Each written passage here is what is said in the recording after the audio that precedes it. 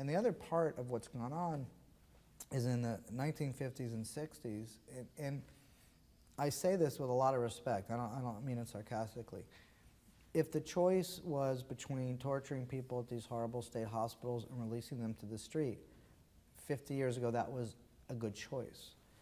And so we wrote laws and we changed regulations and we changed financing schemes through Medicaid and other financing schemes to deinstitutionalize. And we're now 50 years later, we have great treatments, we have real hospitals, they're no longer these, they're wonderful.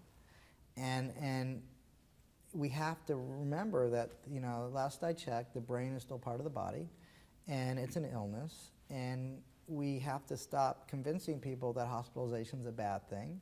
I'm not talking about institutionalization, but, you know, my God, you have a heart attack, you go to the hospital, you recover, you go back out, if your heart gets worse, you go back. Well, it needs to be a continuum of care like any kind of illness, and we don't have that. You know, it's like, you know, somebody goes to the hospital, they're not feeling well, the doctor tells them they have early stages of cancer, it's terrible, but they caught it early, they go into recovery. Most people recover. Believe it or not, the same is true for most people with mental illness. They get it early, they get you into recovery, it's chronic, but it's treatable. And most people, if they stay in their treatment, do pretty well.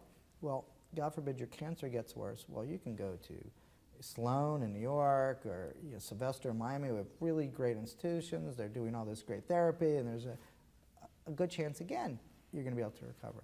Well, sadly, if your mental illness gets worse, there's nowhere for you to go.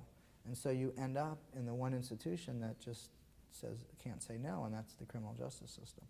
And so we've really failed people with mental illnesses horrifically, and we've pushed them inadvertently, not maliciously, but our policy has now failed, and the laws, the rules, and the regulations that were written 50 years ago are still on the books, and they're exacerbating the problem.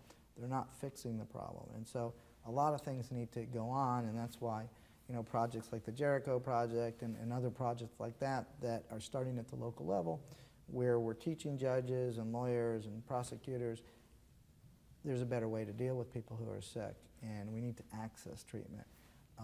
It works, and that's why it's important what you're doing, and people need to understand that the reality is that most people with mental illnesses, sadly, are much more likely to be victims of violent crimes than perpetrators.